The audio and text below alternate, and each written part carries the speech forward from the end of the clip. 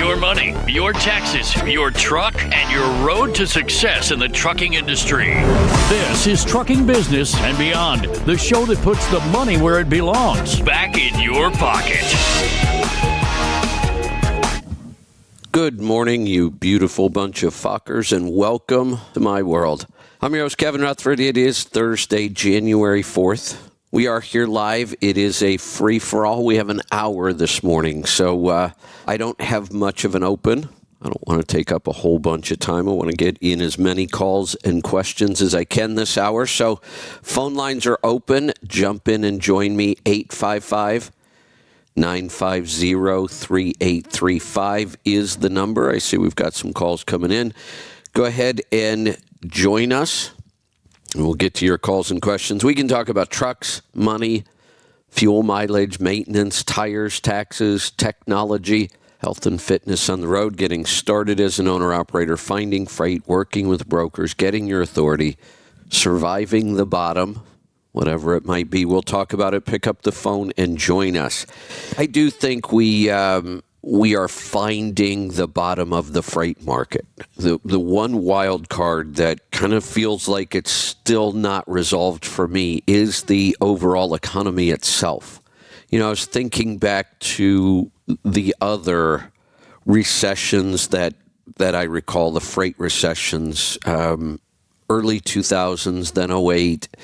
Those had a distinct kind of marking point in the economy itself. I remember '08 was mostly a real estate bubble, but it was the banks that was like the turning point. I remember the week where the banks, the big banks, started to fail. I think Washington Mutual might have been the first. I think when they went out, that was the largest bank failure in the U.S. at the time. And then a couple other big ones went out. That felt like the beginning of the recession itself that time. And we really felt that through '08, '09. Started to kind of climb out in 10. But it was also the longest, slowest recovery from a recession we've had, which turned out to be not necessarily a bad thing. We got a long climb out. In some ways, we're still really not seeing a lot of those indicators. We haven't seen a big crash in the market like we did back then. We're seeing a lot of things that have pulled back slowly. Inflation is a factor this time that we really haven't dealt with this much, but we haven't seen that big indicator that it's here. It's a recession and we're deep. There's some number or bubble that's burst. That just doesn't feel like it's happened yet. There's still mixed indicators out there about what's going on in the economy, but I'm pretty sure we've found the bottom. I hope we found the bottom of the freight markets. We are still seeing carriers exit the market, just not enough yet. I mean, I'm still looking at volumes and trucks, and we still need some to exit the market. But like I said, it doesn't feel like we've had that big turning point in the economy yet. I think this is going to be a strange year just because of everything that's going on in politics in the country and elections. And also, we're going to be joined here in about 10 minutes by David Counts from Fleet Air Filter. I hadn't even got to that announcement yet this morning before things went into the ditch on me. Let me grab a call and see if this is going to work. I'm going to go to Delaware to get started. Luke, can you hear me this morning? Yes, I can hear you. Oh, look at that. All right. Well, at least our backup worked today. I guess that's a good thing. What's on your mind today? What can I help you with? I got an oil sample there Angie has pulled up. All right. Let me take a look here. So we've got an ISX. What year? 13. 346,000 miles. I'm going to assume that's on an in-frame. Yes, it's an in-frame. And 25,000 on this oil. Actually, I realized after I filled the sample out, I filled it out wrong. You see the previous sample, add those two together. The oil has not been changed since I started with the OPS sample. Got it. Okay. And do we have an OPS So it's on like board now? 50,000 miles. Do we have an OPS installed now? Yes. Okay. It's a really clean-looking sample, especially for an ISX. Virtually no fuel dilution at all, zero soot. Base is holding up really well. That tells us everything's burning. This is a 1540 synthetic. Is that true? Yes. Okay. So viscosity, maybe a tad high. I don't see any real reason why, but it might just be this brand of oil showing up a little high on viscosity. All your wear metals are nice and low, except for aluminum for some reason. And aluminum That's is what I was wanting you to go Yeah. over. The first time I had called in at like 25,000 miles, and it was high, but now I see it's down, and I wasn't sure. Yeah, Is aluminum something that you can't get rid of out of the oil, or will it disappear with the OPS? now all wear metals will tend to go up, never down. It does tend to build up in the oil. The wear metals, the particles are too fine, which is good because they're so small they can't do any damage, but they do build up. So really, we were at 16, which is not horrible, but it's definitely elevated. And then we went to 15, which actually means it certainly didn't happen more in the second sample. The fact that it went down is 1 point is just not enough to tell us anything. I mean, that's a rounding error. But it does tell us that it didn't get worse. So it seems like we had this, aluminum intrusion, and then it stopped, which is kind of odd. Right. But if it's not a pattern, I certainly wouldn't worry about it. So 16 points on aluminum. If it stays there or just goes up slowly would be no big deal at all. So I don't think that's going to turn out to be an issue, but we're just going to have to keep an eye on it. The potassium I would ignore completely. I mean, they flagged it, but it's so low and there's no sodium to speak of. That's just some road contamination or something we're getting out of the environment. So in reality, I think this is a really clean sample with just a couple little odd things on it. Okay.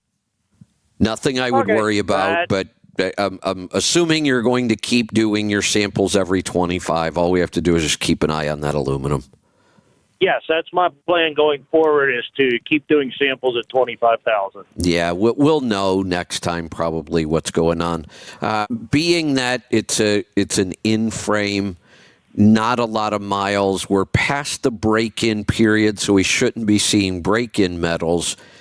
I'm almost thinking if there does tend to be an aluminum issue, it might actually be the compressor, not the engine. Okay, I'll keep an eye on it, see what happens going forward. All right, sounds good. Thanks for the call. Thank you. All right, let's. Phone lines seem to be working. I guess that is a good thing. And it's not quite 8:30 yet, but we are going to bring our guest in. David Counts from Fleet Air Filter is joining us. So we're going to go to David now. David, good morning. Good morning, Kevin. How are you this morning? Good. How about you? How are things down there in your neck of the woods? Well, it's kind of sunny today. Not quite as cold as yesterday, and at least it's not raining. So that's a plus, I guess. Yeah, it's raining here, and it's cold, and we don't see the sun much this time of year. It's a rare treat once in a while, but not very often. I was just there at your place not that long ago, and I got to tell you, I had a great time. I always enjoy myself when you're there. There's a lot of new stuff to see, your new building, your CNC machine, everything you guys got going on down there is just good stuff. Yeah, we have a lot going on all the time here. That's one cool thing. Always into making new product or whatever. So anything we can do to try to help everybody out. And my philosophy is if I don't make it, that means I can't make it an improvement.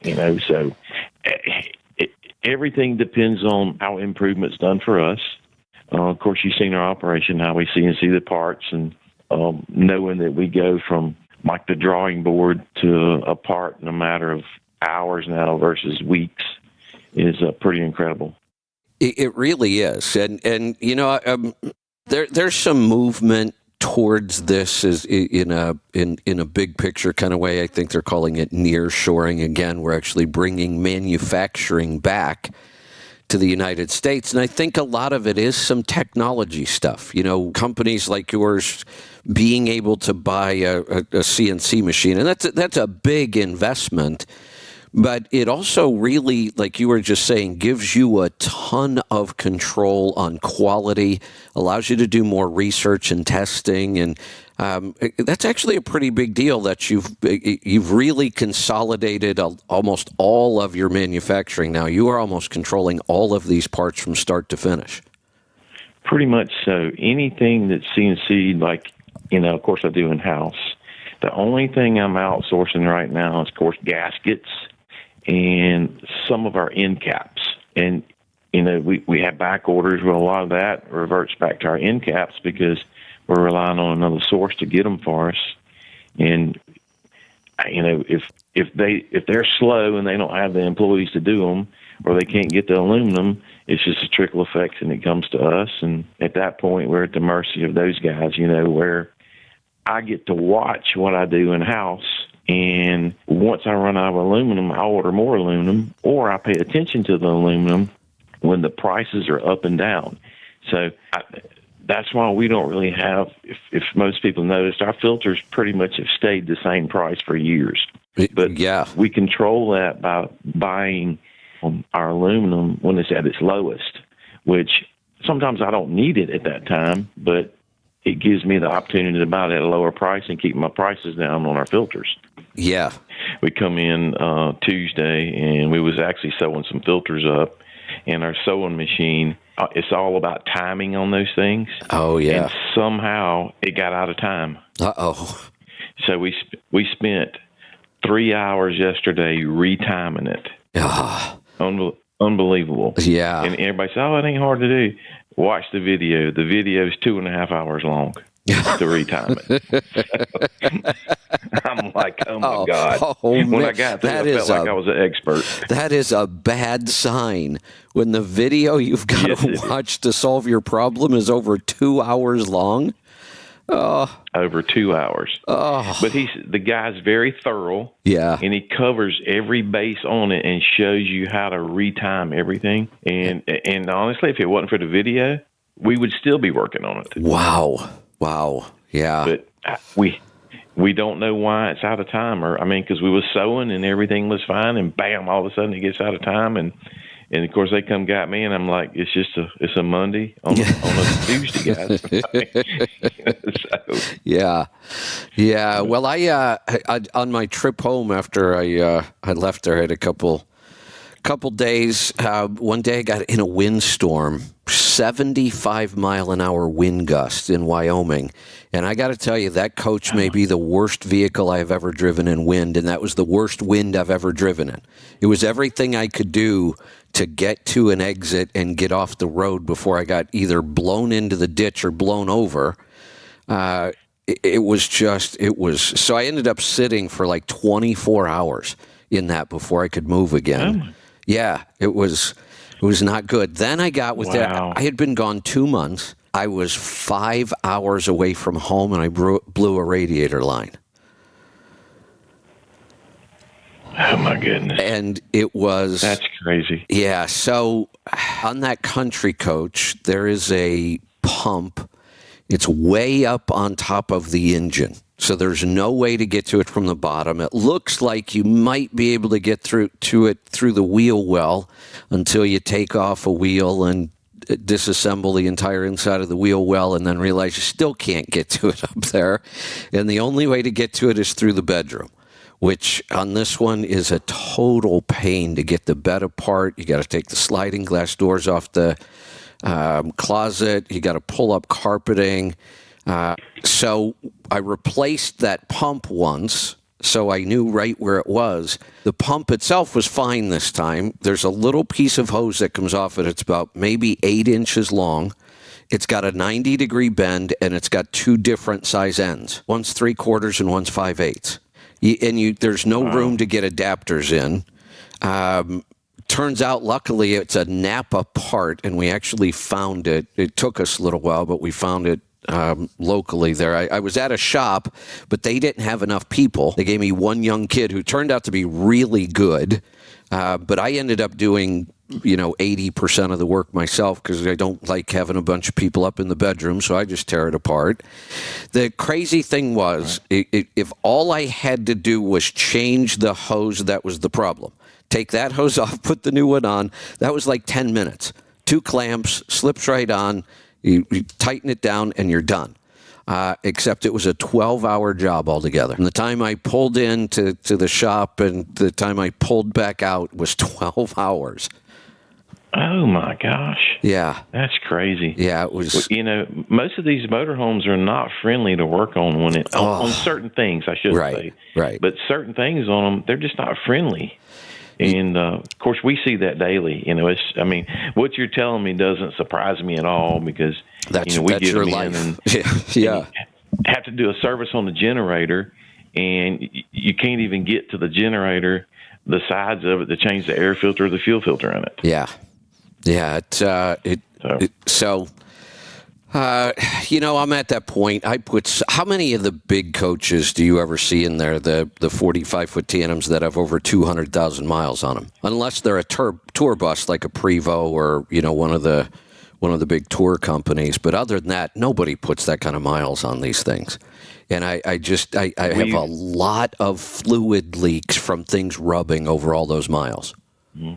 The only one I know that's like that is you. That's it. When they come in here, they normally got 30 to 75,000 miles on them. No matter how old they are, too, it seems like. Yes. Yeah, I know. Yeah, they only go a couple 100 miles at a time. Or, I never see nobody traveling more than about 600 or 800 miles at a time. Yeah. And that's usually twice a year. Yeah, I tend to do like 6,000-mile trips. Yeah. And I'm obviously doing a lot of them. And it's, I had it in the last time it was in, and it was in the shop for a long time, 10 months. I left it down there. We did a lot of work on it. One of the things I told him, I said, I don't care how many hours you charge me for, but I want that thing up on a lift, and I want somebody to spend a lot of time following lines and hoses and fixing things that are going to wear out. And they did. And there is first off, you couldn't have gotten to this one to look at it, but I have a feeling had you looked at the hose, it wasn't rubbing against anything. There's nothing around this hose. It just split right down the side. Yeah, it's just it depends on what hose it is, but we try to use the silicon-based hoses back on everything. We seem to have a little better, I guess we don't have as many problems out of them, but you're talking about mileage. My motorhome, it's got 125,000 miles on it. And you use yours a lot. You use yours for racing and car shows and all kinds of things. And you're at 125 and I'm at 200. And, even Country Coast, great company. I love those guys down there. Mm-hmm. But we sat down and we looked at it and they said, look, we haven't seen these problems. Country Coach as a company doesn't see these problems because nobody ever puts these kind of miles on one. No. Unfortunately, most motorhomes just go bad. And it's not the running gear or the chassis at all. It's just the leaks that occur and the shaking them apart is what usually gets them. But most of that occurs from water damage. 90% I work on is water damage motorhomes. Yeah, that's a big one. It's crazy, but I kind of figured out now, and I really hate to get rid of this one because I like it a lot, but I kind of figured out what I really need, and it would be an older one, but I really need a Prevost. Those are they put 1 million miles on those all the time. They're built for that kind of mileage, and it's just they're so damn expensive. Yes, they are. I work on a few Prevosts here locally, and believe it or not, they're very simple to work on, especially when it comes to wiring, because everything's in like a central location. Boy, that would be nice. You can just go to it, and it's normally in the closet in the very back. and you open the closet up and you remove a panel, and there's all your fuses and all your wiring is there. I mean, of course, it runs up to other places, and it's all labeled. It's not labeled like, water pump. It says water pump, for bathroom, basically. Oh, nice. It's broke down, right, into a language we understand and know exactly where it's at. That is one thing that I'm not wild about on the Country Coach. I have got to go to 10 different places when I have an electrical problem. And I can't ever remember what's supposed to be and where. I have like 4 different fuse blocks for, a lot of 12-volt stuff. I've got a set of breakers in one place in the bottom. I've got another set of breakers somewhere else. I've got a fuse block inside the coach somewhere. I mean, it is, when there's an electrical problem, I get like 20,000 steps just walking back and forth trying to figure out where everything is. Yes, that is true. I mean, we run into that daily. So, most motorhomes, when we work on them, we try to keep like binders, ring binders. Yeah. And if it's a really good customer, it uses all the time. So we make ring binders to go in them. And when we work on them, if we find like wiring schematics and stuff like that as we're working, we print all that out and we keep that in their coach. Nice. And it becomes really handy to do that. But it's a lot of time spent researching that and finding that. Yeah. Yeah, and the crazy thing is you spend about 10 times more time finding the problem than fixing it. Sometimes just a fuse, I just have to find the fuse. Yeah. We've had them in that the steps, the electric steps. Yeah. You would think that the fuse would be like in the front somewhere. It won't. It'll be under the refrigerator in the back. I'm like, why is it here? You're right. Right. So, yeah. Yeah, it's kind of crazy. That's a common occurrence. Yeah. But the thing for me, that trip, 2 months long, I came down, spent time with you. I really enjoyed myself. I always do when I come down there. I got a lot done. And, I'm still able to do the show every day. So I absolutely love it. I love traveling that way. But, boy, if I could go back and do it again as much as I love this Country Coach, I think I would have I would have looked until I found a Prevost chassis that worked for me, cost. And I know I'd have to go older. And, the one challenge I have, honestly, I'm tempted to go back to an old enough Prevost that it's got like a 6V92 Detroit in it, and would probably have no slides because the Prevost for a lot of years almost never had slides. But that's actually a positive in a lot of ways because the slides are a big maintenance and problem and all kinds of issues. But boy, I really like all that room when you open it up too. I totally agree. The slides is sometimes a nuisance to you because there's always a leak. They're always coming out of time. They sag over a period of time. I mean, there's always an issue with them. But I think it all goes back to, it's like anything else. If you use it a lot and you stay on top of it, you don't quite have to worry about it as much. Right. But when they sit and we see this a lot. So people park their motorhomes in their garages or barns or wherever, and you get little mice in it. Oh, yeah. Well, the mice will get in there and they'll chew on the wires. You're right. They'll eat the insulation off the wires. Yeah, well, some of the wires that goes to these is like the Cat 5 cable. It runs a lot of stuff. Yeah. And it's just running control panels. Well, they chew that in half, and you spend weeks trying to find it. Oh. And you can bypass everything and make it work. Right. But, it just drives you insane. Yeah. So that's a lot of times that consists of my day is I do a lot of wiring myself. So, I mean, I have to hunt all that down, but I've learned over the years, to ask the question, where do you keep it parked at? Is it inside of a barn or is it inside of an air-conditioned garage? I mean, and you learn to ask, and if they're keeping it outside or in a barn and there's field mice in there, then you just automatically know, okay, the field mice has got in it. This has caused an issue. So. Yep. I don't have a huge problem with that, but I keep an eye out for it. I mean, we're Yes. kind of in the woods somewhat. So we tend to see mice become a problem if it gets really cold for us. We have pretty mild winters. We tend to stay in the 40s most of the winter. Occasionally we'll have a week where we might drop down into the 20s and things freeze. And that always seems to be a week after that happens. I'll find mice in the house sometimes or down in the warehouse. And I really watch for them around the coach because I know that's an issue that can really cause you a lot of problems.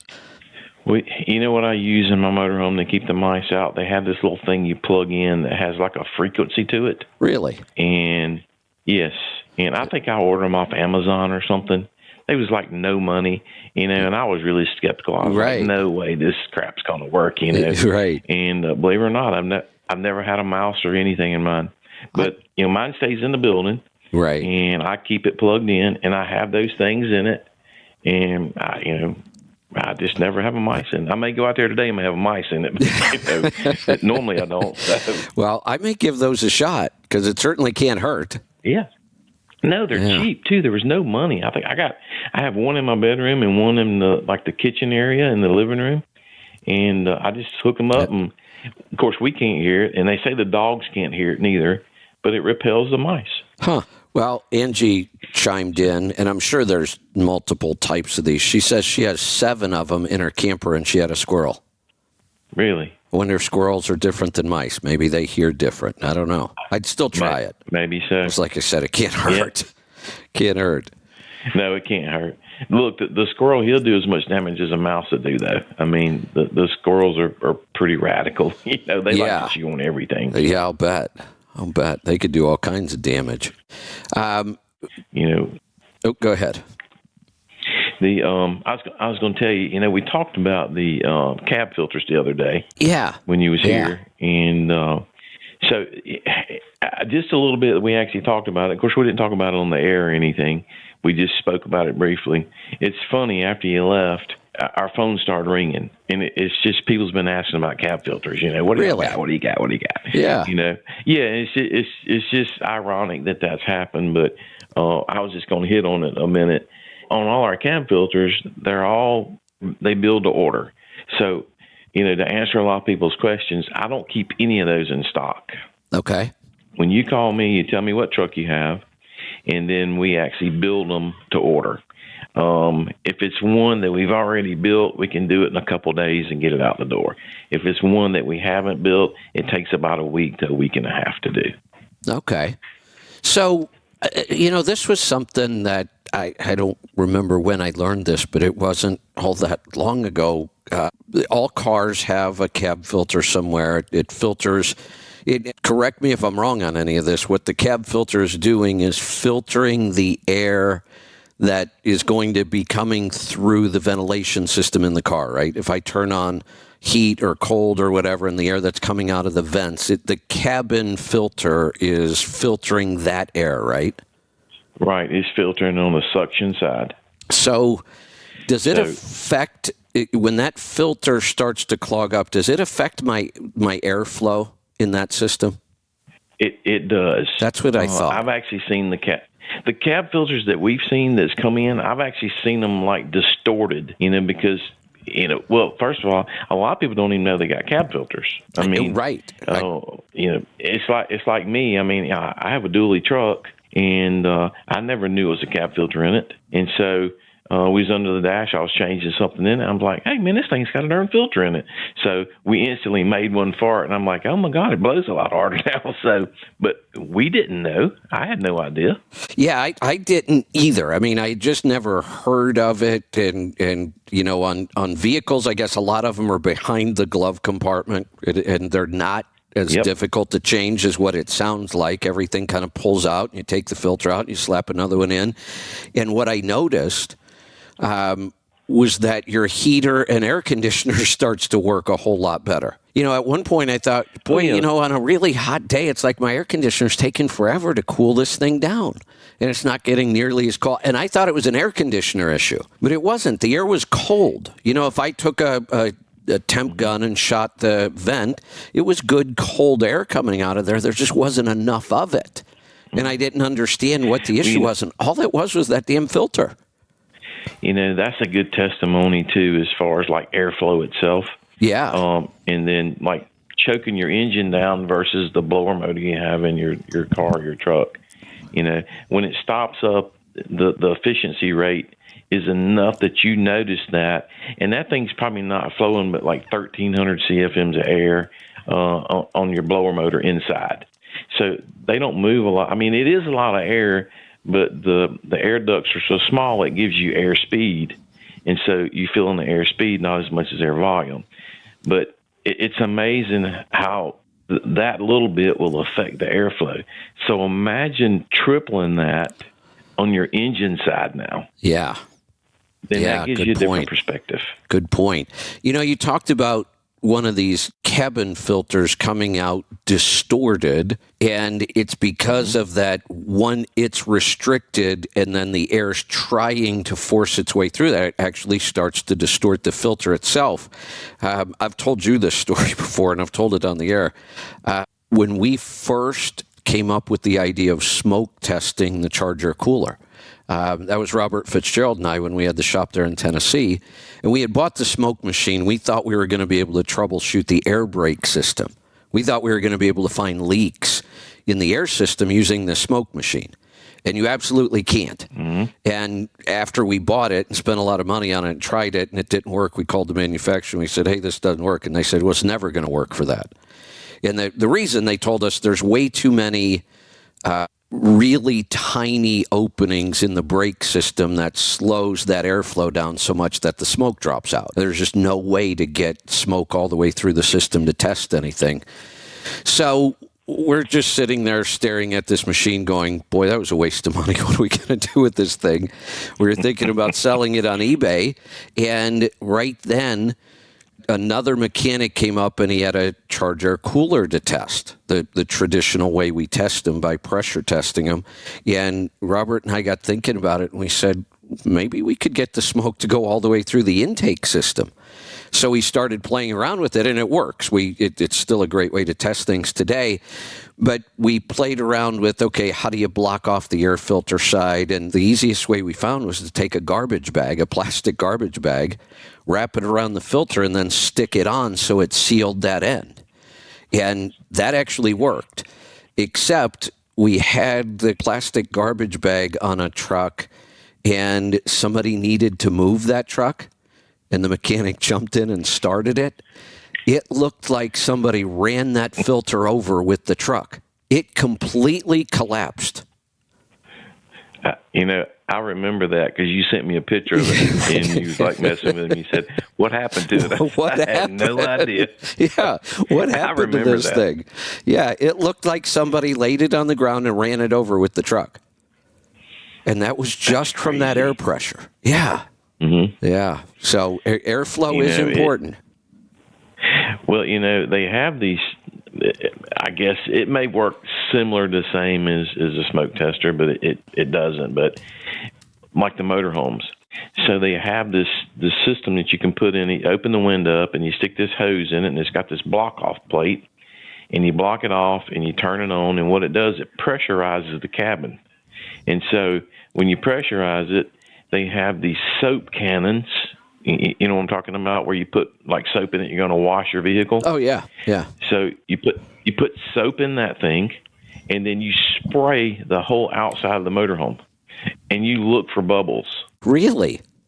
Yes, and I've actually done a couple of them. It's been years ago, but we've had some crazy leaks and stuff. And I'm like, man, why not just pressurize this thing? So we shut it all up and we made some little boards. And when you open the window, you just tape this board over where the window would be open. Yeah. And it's got like an 8-inch hose in it. And you just turn these blowers on and it literally pressurizes the cabin of that thing.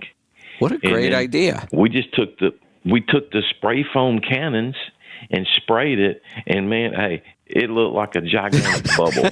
I mean, this thing had air bubbles everywhere. You're like, oh my God, it's got the measles. But some stuff, like around the windows, you can't seal that up, Right, where right. the windows slide. But, Yeah. like on the roofs where some of the critical stuff was, it was amazing that you could see bubbles on the roof, and you're like, man, they don't even look like a leak's there.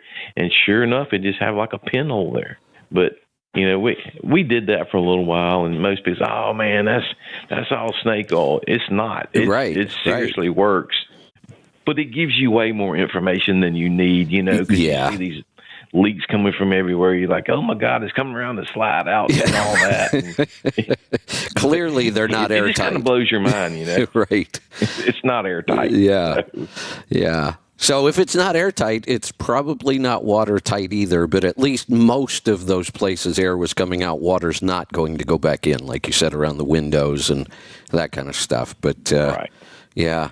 I've talked about this before. The whole idea of one of these things, traveling down the road and everything still working is pretty amazing to me. I mean, as much as I complain about them and as many problems, they can be a lot of maintenance. But it's pretty incredible to me that they work. Yeah, it's, my motorhome stays packed, and my motorhome's always ready to go. But, I sleep better in it, number one. And it's always incredible that when you go somewhere, it always feels like I'm home. Yeah. So, and on the same hand, I mean, I have issues with mine too. I mean, everybody says, you don't have issues out of yours because you work on them all the time. No, I have more issues out of mine because I don't look over any of it. If it's broke, I fix it, Right. So I feel like I spend more time working on it than I do enjoying it sometimes. But, for the most part, my motorhome's really simple. We actually built it, so it doesn't have all the bells and whistles and that most motorhomes have, but it looks sophisticated when you look at it. Oh, it's it's incredible that you built that. That's on a Century cab, isn't it? Is that a Century or a Columbia? Yeah, it's on it's a Columbia. Columbia, okay. It was one of those two. Mm-hmm. So yours is a Class 8 tractor, and then you extended the frame and built the entire RV part of it yourself. Right. Yeah, that's pretty incredible. And it's got more power than you can ever stand. It's not friendly on fuel mileage. I have everything under the sun on it. I mean, on a good day, I get about 7, but I get 7 towing my trailer also. So that's nice. And it's there's 2 cars in it. It's heavy, So I don't complain. I mean, it's it does what it's supposed to do. So yeah. That's really what I need. If I thought you had time to build another one of those, I would ask you to build me one, but I know what a major project that is. But that's kind of what I need, that Class 8 chassis that's going to hold up to anything. A million miles would be no big deal on that thing. And the way you built that, it like you said, it's simple. It doesn't have all the bells and whistles, but that's kind of what I need. I'm not out there for a luxury vacation most of the time. I'm out there working. And, I see these guys with the, big $2 million Prevost, and they're in the RV park, and, they've only got 20,000 miles on the thing. And it is absolutely spotless because all they do all day long, all the time, they're all retired, and they just sit in the park and clean them. And here I am running from stop to stop, always in a hurry, throwing things back together and getting on the road again. And I pull in and mine's looking raggedy and it's not clean. And I'm usually working on something when I get there. But it is a good way for me to travel. The coolest thing about my motorhome, and why they don't do this, I have no idea. But my slide outs doesn't slide like what normal slide outs would do. My slide outs is on cradles, so it has a pivot at the very top, and so it pivots in and out. It's like on a swing. So, I mean, yes, it rides on the floor, but no, it doesn't ride on the floor because all the weight is supported in the sidewall. Did you design that? Yes, I designed all that myself. Wow. And so the way mine's set up, it has a gear-driven motor in it, but on the gear-driven motor, there's a hole in the side of my trim that goes around my slide outs. Yeah. It's got like 1.25 inch hole in it. Well, you take a 3/4 socket and you can stick in there and you can just turn it and run the slide out in and out. You're if kidding the motor me. Quits. No, very simple. You Why are they don't do familiar this? with how complicated it is to get one of those big slide-ins on a coach when something goes wrong. Oh, it's incredibly, it's hard. It's Mine, almost impossible I'm when you're on telling the you right road by now. yourself. Oh yeah, it's impossible. Yeah. If my slide out quits working, Pam can let it in Wow. with a 3/4 inch, about a 8. What we do is we put about 12 inches of extension on a 1/2 inch ratchet. Right. And you just stick it up in the hole, and you can just turn it with your hand, and she can literally turn it, and it'll just go right in Unbelievable. or right out, either way. But maybe you should patent this and sell it to the RV industry because they can use something like this. I should have. I mean, that's, of course, I built this thing, about 8 years ago or 9 years ago now. Yeah. And, I mean, but the idea still hasn't caught on. I've never seen one like it. I mean, that sounds and everybody that incredible looks to me. at it's like, what is that? Yeah. So, Wow. but it just has a cradle on it. It just cradles itself on each side, and it's like an A is what it's like. Okay. But the A's pivot. So when they run out, when it's in, the cradle is at its lowest point. Okay. But when it moves out 12 inches, it's at its highest point, which is only 3/4 of an inch difference from when it's in than when it's out. Wow. On the swing. Okay. Right. So I'm saying, so the swing, it doesn't, everybody says, well, if it's an A and it's like that, you have a high point and low point. Yes, you do. But I designed it to where my high point and low point works in my advantage. Yeah. So, interesting. Yeah, I can see exactly how you describe that, and just the fact that you can run it in with a ratchet by hand is pretty incredible. It's super easy. Yeah. Wow. Yeah. There's like this whole kit that I have of parts and tools to get my slide back in if something goes wrong. I'll bet all the parts and tools weigh like 60 pounds. I got these big bars and straps and all kinds of crazy stuff. And I've looked at it and thought, if I ever had to do that on the road by myself, there's just no way. Yeah. I need to make a video Yeah. and post that. Yeah, you should. Nobody would ever believe that it's that simple. I mean, as you're describing it to me, I'm thinking about that, and you're right. That just seems way too easy. Yeah, it's just on a worm gear is all it's on. Yeah. It's on a worm gear. And it has one motor in it for that huge slide. Wow. And it works the whole thing. And I mean, it never binds up. I have stops that I made in it. So it's got a limiter, like when it goes in, it'll hit the limiter and it shuts it off. Then when it goes out, it's got a limiter and it shuts it off when it comes out. All right. If you didn't have the limiter, it would literally push the sidewall. Yeah, right. It's that strong. Nice. Yeah.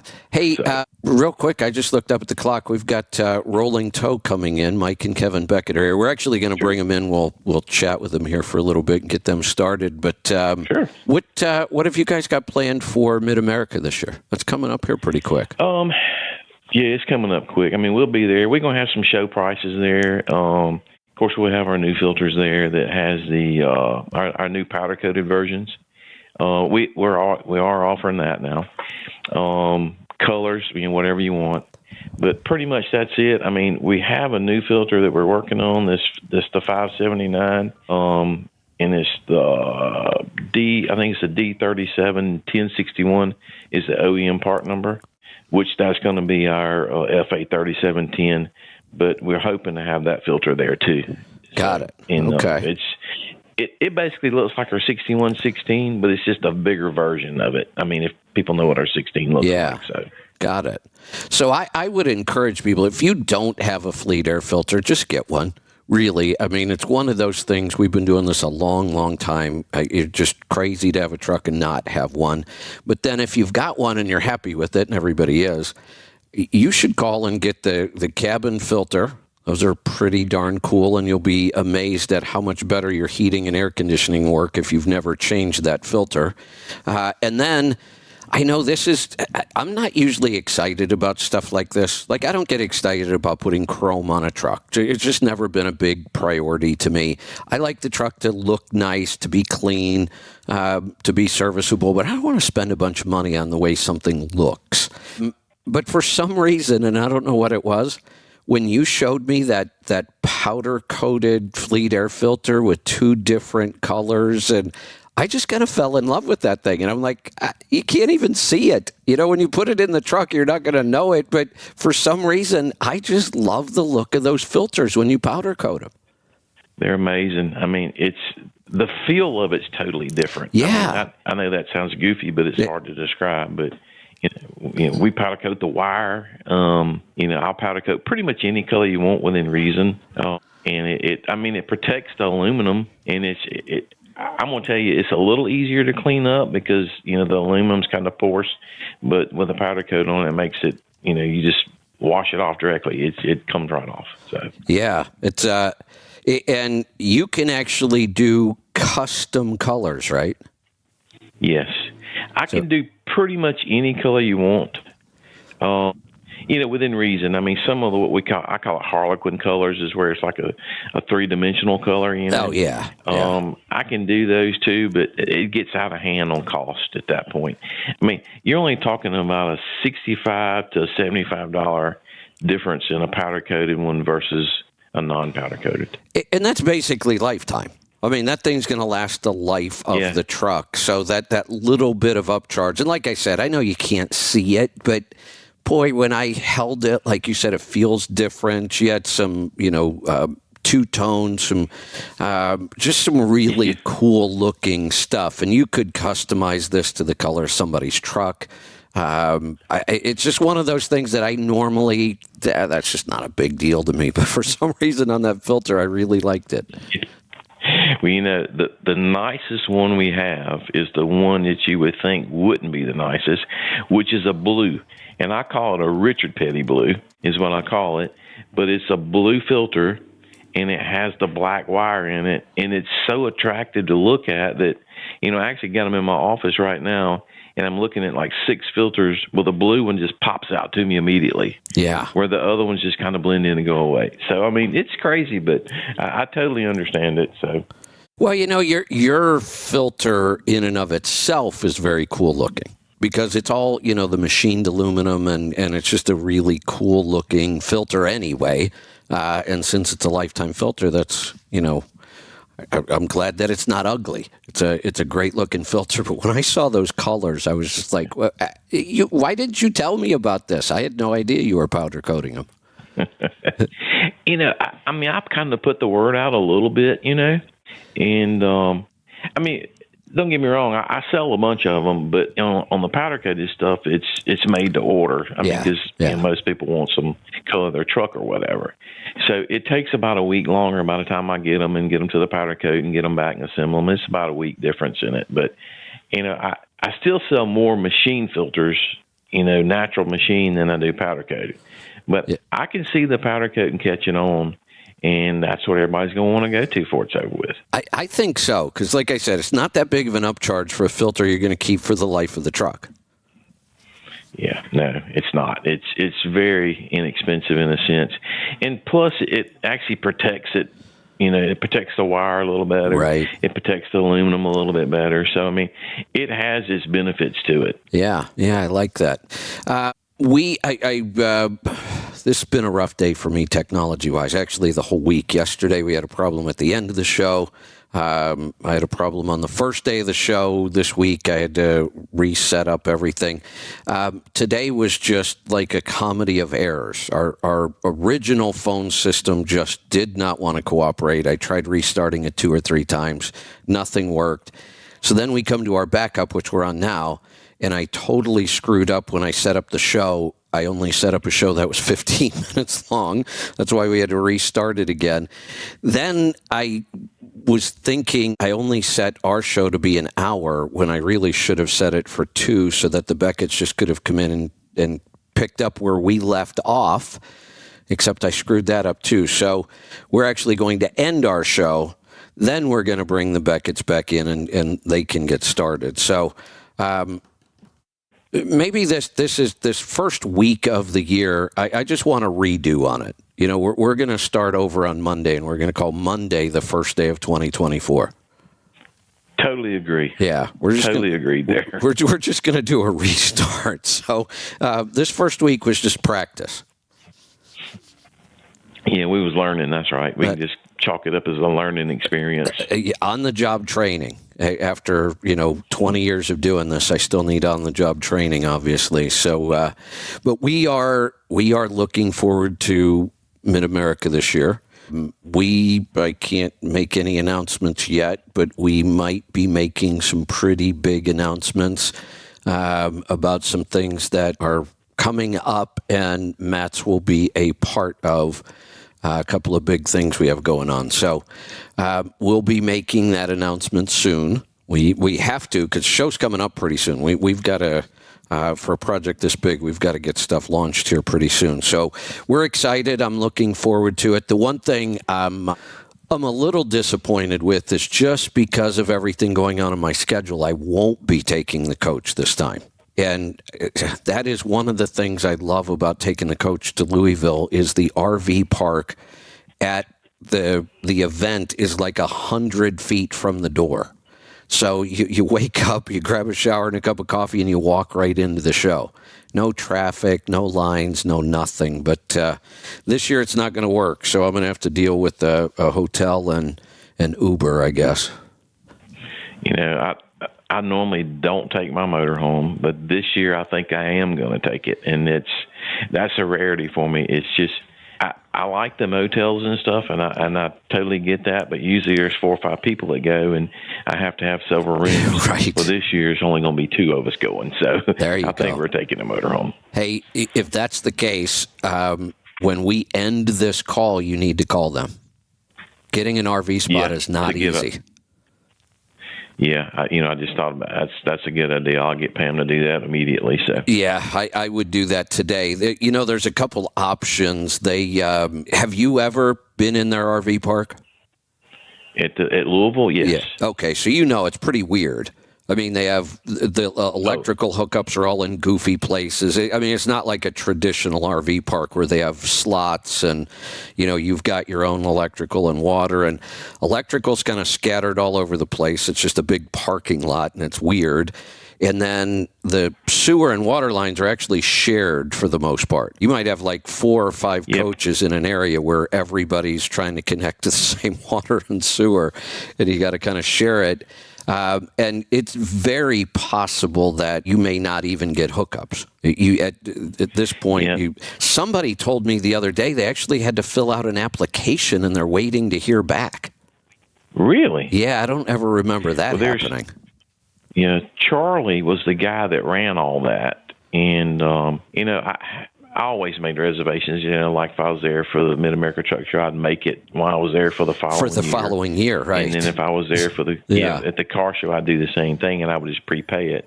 But Miss Charlie said, I always got a spot for you, Yeah.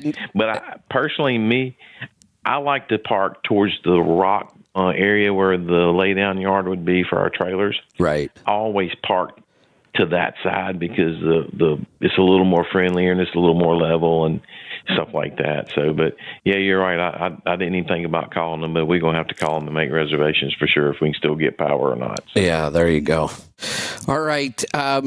David, anything else you want to let anybody know? Today was kind of weird. We'll do this again soon, but anything else you want to let anybody know today? Just quick reminders about our cab filters. We're going to be doing those. I'll have some at the show also in Louisville. I don't know how many we're going to bring, but we'll probably bring a dozen or so with us just for the most popular trucks. The $25.99, which is the international filter, I think they've been on back order. I do have those in stock right now. Quantities kind of varies. I mean, I probably got about 6 or 8 sets of those left in stock. Of course, our up-and-coming shows is going to be, at the Louisville. We're talking about doing Texas. That may happen this year also, which I've only done it once. Okay. Then the canister filters, like for your motorhome and stuff. Right. I do a pretty good bit of those. Those are made to order only. They're 2 to 3 weeks lead time on those. And that's actually about it. Speaking of that, I was going to do this when I was down there with you, and you and I just had a great time catching up and talking to each other, and then I totally forgot. I've got to get you the part number for mine so you can build me one. Yeah, we need to build you one. Actually, I've downsized those filters a little bit, too, when I build them. Okay. And they still flow more air than what the OEM does. Yeah. But it gives you a little more room. They're only a couple inches shorter. It's nothing big, but I try to have it to where our basic filter, just example, 3518 is a real popular filter. I try to have that where that would fit in your housing. And if something ever happens, if we got to warranty it or whatever, it's not something that I can just go pull off the shelf and put in there. It's not something that I'd have to go back and build a custom filter for at that point. So. Got it. Okay, that makes sense. All right, I'll get on that. I keep procrastinating on that. Yeah. Just give me a part number and let me know what it is. We'll see if we can get a housing. I may have one, and then we'll get you one together. Perfect. All right, David. Well, we're looking forward to hanging out and seeing you again at Louisville. It's going to be here before we know it. Absolutely. All right. I will let you get back to your busy day, and we will talk to you again soon. Thanks for joining us. Yeah, thanks, Kevin, for having me. All right, take care. We are going to wrap this up, and Rolling Toe will be right back. It's really kind of a weird day. I get it. This is the fourth restart for the show today. And I know that always interferes with calls. And calls are light this week anyway. I think people are still recovering from the holidays. But this is a talk show. Mike and Kevin are going to need some calls, so get those ready. I will give you the number right now. You can use the dial-in button on the app. Just here in a couple minutes, we'll have another show up and running for those guys. And the phone number, I'll give that to you right now. Write it down and call them. 319-527-6791. I know there's at least one person I talked to this week. Oh, you know who it was? I think it was Aaron and Austin when they were down at the warehouse with me, putting together my Flow Hive. I talked about that yesterday. I think they had a question, and I wasn't completely confident with my answer, but I thought that Mike would be able to help them. So I think I have them calling in today. Anyway, if you've got any kind of tire wear issue, alignment issues, handling, that kind of stuff, pick up the phone, give them a call, 319-527-6791. They will be right back. Just give us a couple minutes and start dialing. And tomorrow we'll be back here with trucking technology and efficiency. And whatever technology issues we have, we'll figure them out, and we'll just keep pushing through till we get this. So we will see you back here tomorrow. Be safe, be profitable, be fit and healthy. Always do the hard work and master the journey.